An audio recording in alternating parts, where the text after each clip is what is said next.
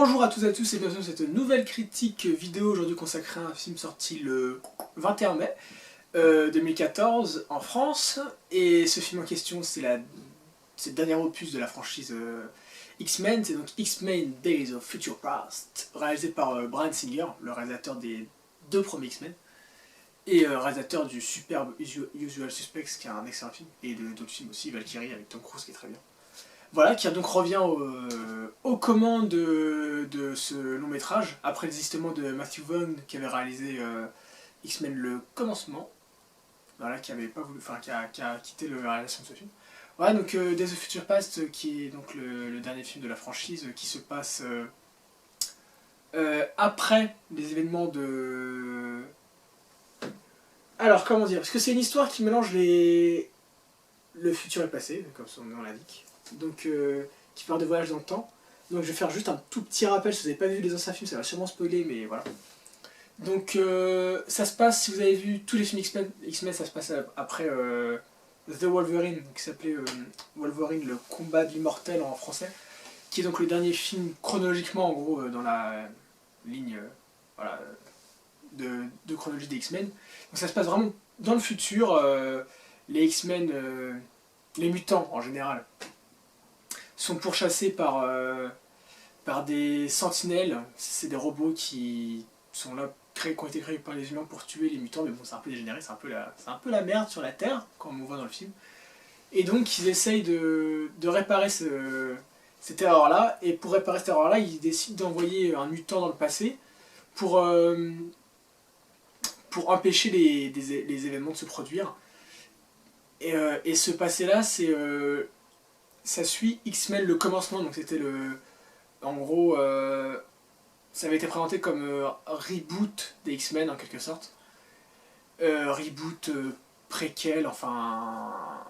Vraiment, ça se passait dans le passé, donc c'est passé pendant la crise des missiles de Cuba, là, dans les années 60. J'ai plus la date exacte en tête, je connais très mal mon histoire, contemporaine du moins. Donc voilà, et donc ça mélange un peu les deux univers, donc ça mélange les deux castings de mutants. Donc on a les mêmes personnages qui sont interprétés par deux acteurs différents, un dans le futur, un dans le passé. Voilà, donc ça parle de ça, et donc gros casting déjà. J'ai pas eu sur la liste, il y en a trop, enfin... je sais pas, j'aurais dû prendre mon téléphone. De tête, comme ça, je vais essayer de les faire. Donc donc tout d'abord, le personnage principal du film, c'est vraiment Wolverine. C'est le mutant le plus charismatique, je trouve. Donc toujours interprété par Hugh Jackman, qui aura fait tous les X-Men. Le mec, il est partout. Même dans le commencement, on le voit un peu. Voilà. Alors, on retrouve le casting. Donc je vais faire dans le futur. Il y a toujours Patrick Stewart qui joue Professeur X. Il y a toujours Ian McKellen qui joue Magneto. Il y a Omar Sy. Et ouais, il y a du français dans X-Men, j'en reviens pas, qui joue Bishop, je crois qu'il s'appelle. Quels autres mutants on voit qui sont connus? Il y a toujours, alors c'est Ellen Page, voilà, qui joue Kitty Pryde. Ouais. Il y a toujours, on voit aussi, mais là c'est très court, on voit Anna Paquin qui jouait je sais plus comment elle s'appelle, Malicia, voilà, la mutante qui peut absorber les pouvoirs des autres mutants. Donc voilà, Anna Paquin qui joue toujours Malicia, mais ça c'est un petit rôle. On voit toujours Famke Janssen qui joue Jean Grey. Et on revoit aussi d'autres acteurs, j'oublie leur nom, il y en a trop, voilà, qui jouent aussi le personnage. Et bien sûr le casting du passé, donc James McAvoy qui joue le professeur Xavier du passé. Michael Fassbender, excellent acteur aussi, qui joue Magneto jeune. Nicolas Hoult, britannique, qui joue le fauve. Toujours la superbe Jennifer Lawrence qui joue Mystique. Introduction aussi de nouveaux acteurs, dont Peter Dinklage qui joue le méchant du film. Donc Peter Dinklage, pour ceux qui ne le connaissent pas, c'est le Tyrion Lannister de Game of Thrones. Mais ça j'y reviendrai un peu plus tard parce que j'ai un petit truc à dire quand même sur ça. Voilà, je pense que je peux refaire le tour du casting, j'ai dû en oublier, il y en a tellement. Donc vraiment gros casting, donc tous excellents, enfin si les rôles principaux, c'est tous des excellents acteurs, ça joue super bien dans le film, il n'y a aucun reproche à faire là-dessus.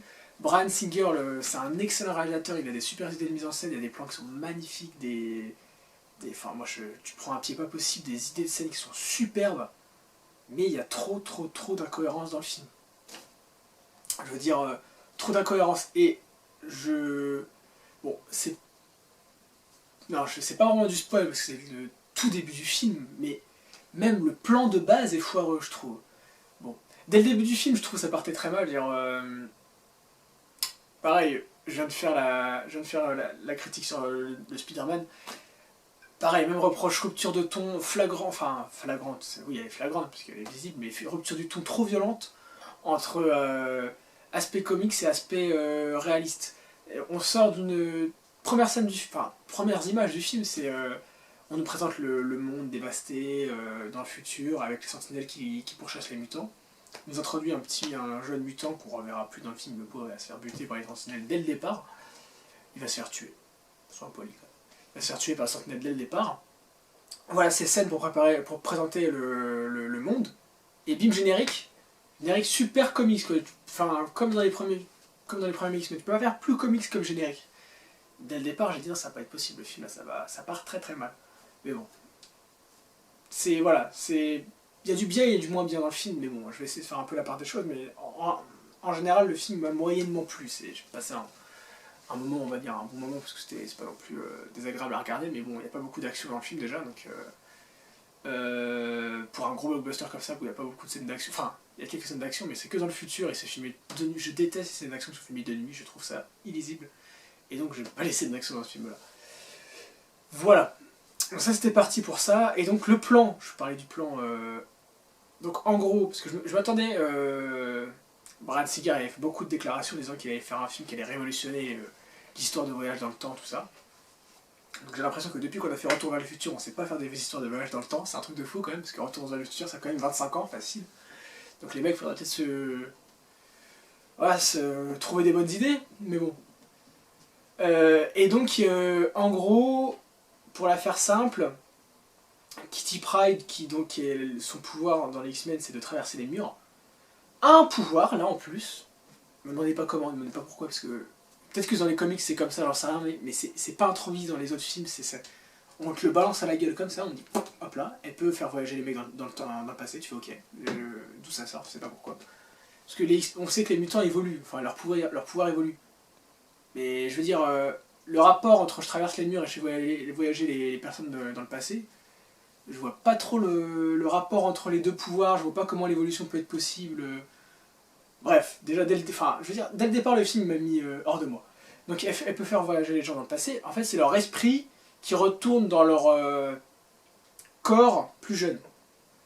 En gros ça crée une sorte de réalité parallèle, donc il y a toujours on va dire il y a toujours la première ligne où il y a la grosse guerre, c'est la grosse merde et tout, et elle fait voyager les personnes dans le passé. Ça crée une deuxième ligne temporelle où il est dans le passé, il ferait ces événements, et tant qu'en gros son esprit est parvenu dans son... Et tant que elle a pas arrêté de le faire voyager dans le passé, elle l'a pas réveillé en gros, c'était comme une sorte de rêve, la ligne temporelle est, comment dire, annexe, donc le passé dans la première ligne n'a pas changé. Voilà, en gros c'est ça. Et ils lui disent, ils présentent le plan, donc c'est Wolverine qui va voyager dans le passé parce que c'est le seul qui peut se régénérer. C'est son pouvoir principal de base. Beaucoup pensent que son pouvoir c'est d'avoir des griffes. Non, son pouvoir c'est de se régénérer. Enfin, il ne meurt jamais. Il est immortel. Il ne vieillit pas non plus. C'est chouette quand même, c'est sympa. Quoique, au premier reproche, tiens, je suis en train d'y penser aussi. Enfin, premier reproche, il ne vieillit pas, mais bon, il a les cheveux qui grisonnent. Donc, enfin, ils lui ont fait vous savez, il a une sorte de coupe en M un peu. Ils lui ont fait des cheveux blancs sur les côtés. S'il vieillit pas, pourquoi vous lui faites des cheveux blancs? Je veux dire, c'est pas lui qui s'est décidé, ah tiens, je vais faire des cheveux blancs. Enfin voilà, il y a plein de trucs comme ça, je trouve ça super incohérent. Voilà. Donc on l'envoie dans le passé, et on lui explique la situation. En gros, Mystique, dans le passé, a tué le personnage de Peter Dinklage, dont j'ai oublié le nom, et je me souviens plus comment il s'appelle. Le professeur qui a créé, en fait c'est le professeur qui a créé les sentinelles, décide de le tuer parce qu'il veut faire les sentinelles, sauf que en le tuant, ça accélère le processus de création, elle se fait attraper, il prélève son ADN, Et en gros, son ADN permet aux sentinelles de devenir les armes ultimes pour tuer les mutants. Donc c'est la grosse merde, donc ils lui disent va dans le passé, et tu empêcheras Mystique de les tuer. De tuer cette personne qui donc ne déclenchera pas la création de sentinelles.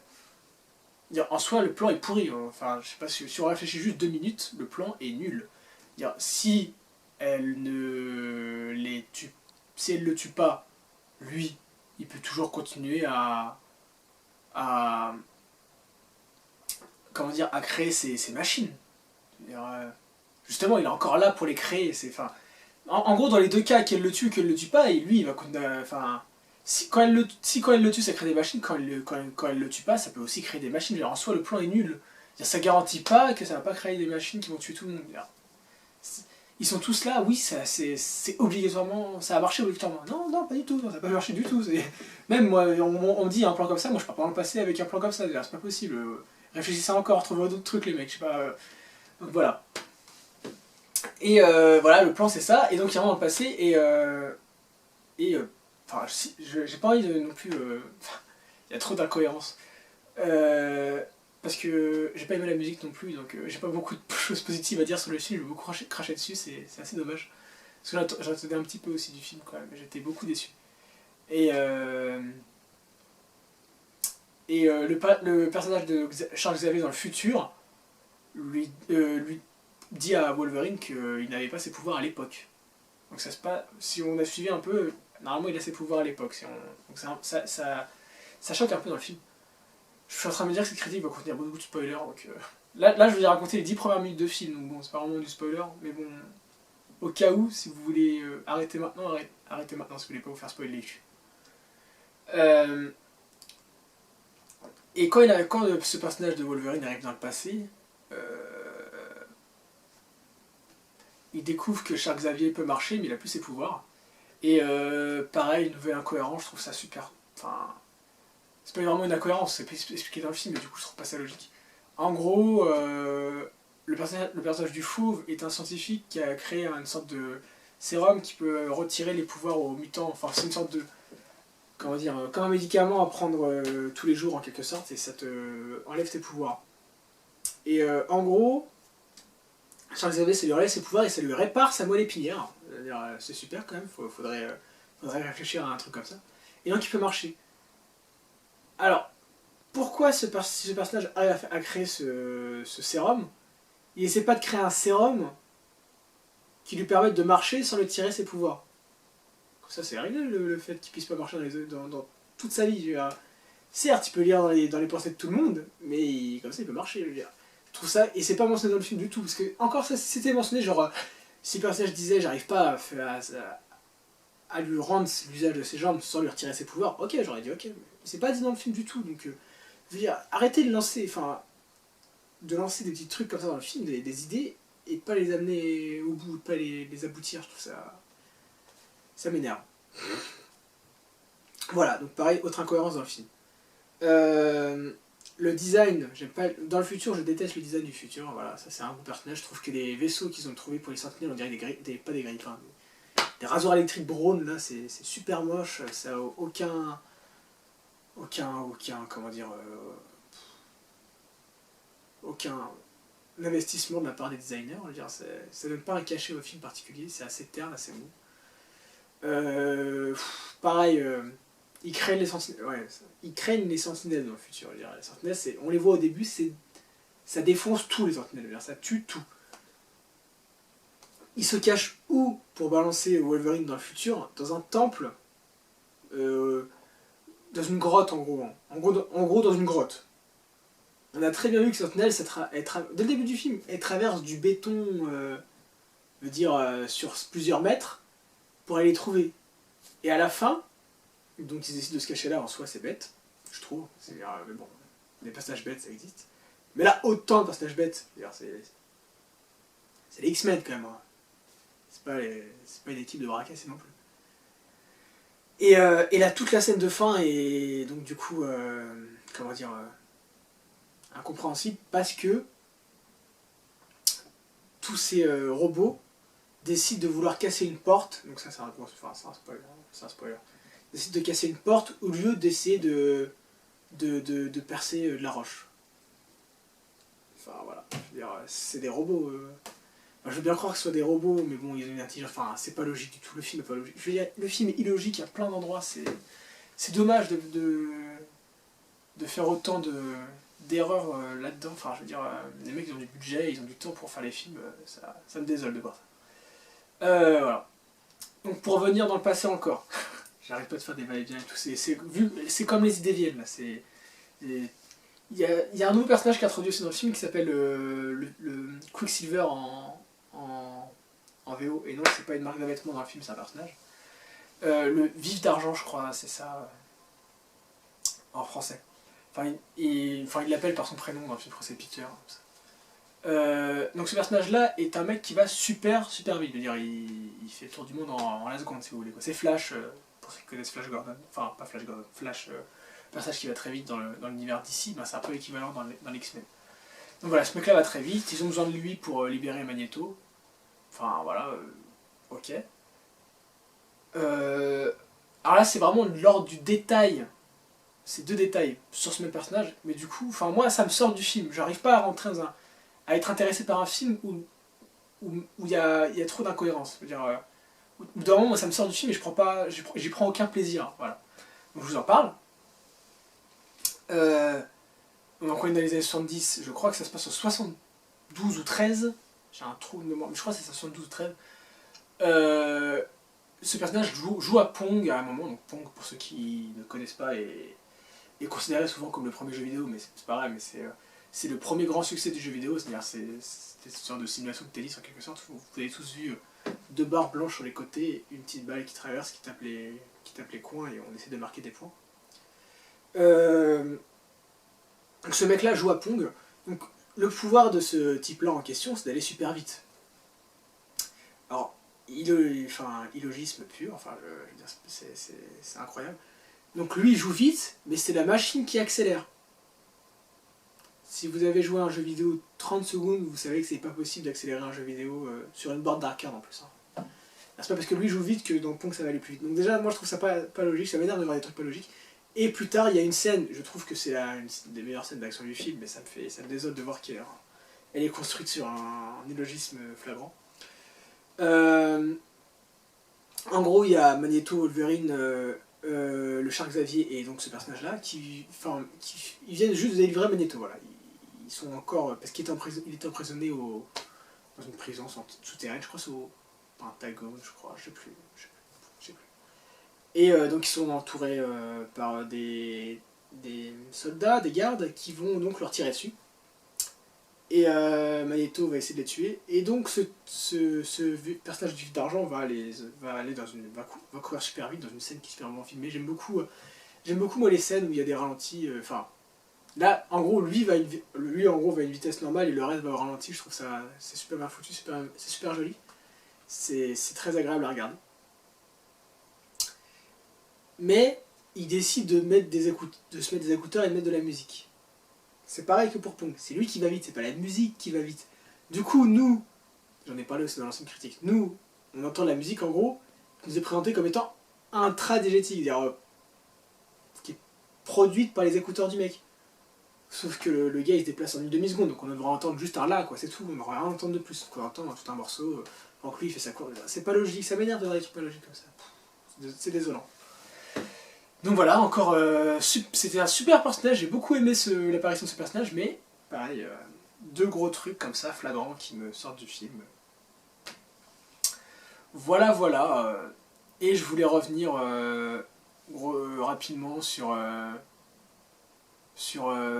choix de Peter Dinklage pour jouer ce scientifique qui décide de créer le Sentinelle. Donc si vous le savez pas, je l'ai dit au début, Peter Dinklage c'est celui qui joue Tyrion Lannister dans les Game of Thrones, donc si vous n'avez jamais regardé Game of Thrones, arrêtez cette vidéo, allez voir Game of Thrones tout de suite, les 4 saisons d'un coup, allez hop, ça c'est réglé, c'est super, déjà. Et lui est un excellent, c'est pas le problème, c'est un excellent acteur. Dans les Game of Thrones, j'ai pas vu autre part dans Game of Thrones, mais il joue super bien, c'est vraiment un très très bon acteur. Et vous l'aurez peut-être remarqué, c'est un nain. Enfin voilà, une personne de petite taille, on va dire. Mais bon, il est atteint de nanisme.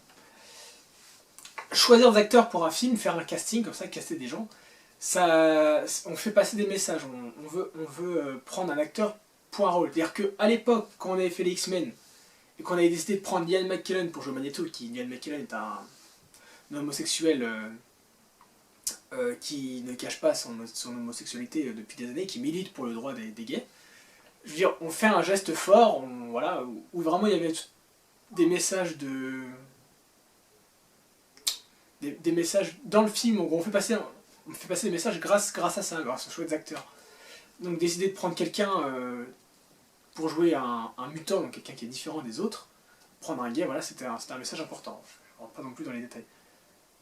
Là, prendre juste...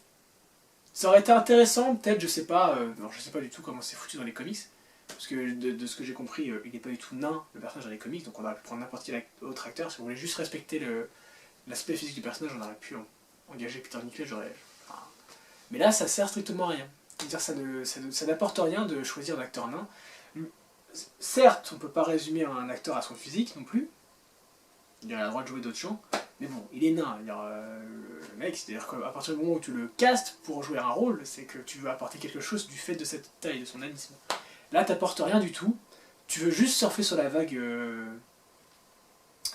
hype et médiatique de Game of Thrones, c'est-à-dire ramener les fans de Game of Thrones pour voir le dernier X-Men, qui en soit tout à fait louable de vouloir faire venir le plus de monde au cinéma pour voir son film.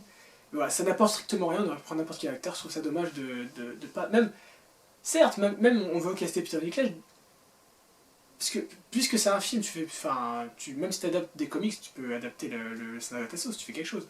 Tu aurais pu changer un peu le personnage, faire quelque chose, apporter un aspect intéressant, je sais pas, le fait de sa différence, c'est pour ça qu'il aime bien les mutants, enfin c'est pour ça qu'il n'aime pas les mutants, j'en sais rien, un truc, j'en sais rien, tout ce que tu veux, justifier le choix, voilà. Je vais m'arrêter là, je pense, parce que ça mériterait une critique beaucoup plus approfondie, avec plusieurs visionnages pour en parler encore plus en détail, mais voilà, ce film m'a beaucoup déplu, enfin, beaucoup déçu aussi, mais déplu aussi. Et c'est assez dommage, je trouve que c'est une perte de temps et d'argent, qu'il aurait dû peut-être mériter encore plus de temps de préparation, mais bon, je sais que dans le cinéma hollywoodien, des fois il faut aller vite. Voilà, donc assez déçu du film, si je vous conseille d'aller le voir, je sais pas, si vous aimez bien les films de super-héros, vous avez rien à voir, allez-y, mais dans l'ensemble, je pense pas. Si ça se voit au cinéma parce que c'est assez grandiose, il y a des plans qui sont très très beaux quand même, il y a des plans assez impressionnants. Le travail sur Magneto je le trouve intéressant aussi. Ah, genre, je pensais à un truc, mais non, je vais m'arrêter là. J'avais encore un truc à dire. Non, je vais m'arrêter là, je vais arrêter de cracher sur le film aussi. Ça fait beaucoup de trolls là, c'est la critique troll celle-là. Donc voilà, donc X-Men Days of Future Past c'était pas très bien, je suis assez déçu. J'ai hâte de voir la suite. Tiens, tant que j'y pense. Il est prévu qu'il fasse X-Men Apocalypse qui suivrait la nouvelle timeline du passé en gros, donc, qui se passerait dans les années 80. Donc on verrait plus d'anciens acteurs, mais que les nouveaux en quelque sorte. Et j'ai hâte de voir ce que ça va donner, parce que j'aime bien ces acteurs, j'aime bien l'univers du passé, même s'il y a que 2 films du coup qui traitent de ça, mais j'aime bien cet univers-là. Je le trouve pas mal. C'est celui qui a le moins d'incohérence, je trouve. Dans ce film, du moins. Voilà. Enfin, j'ai encore 2-3 incohérences qui me devaient venir à l'esprit, mais je vais m'arrêter là. Donc X-Men Days of Future Past, c'était pas super bien. Si vous voulez aller le voir, allez-y, mais je vous conseille pas vraiment. Je vous souhaite d'aller voir de bons films, d'excellents films même. Et je vous dis à une prochaine. Ciao!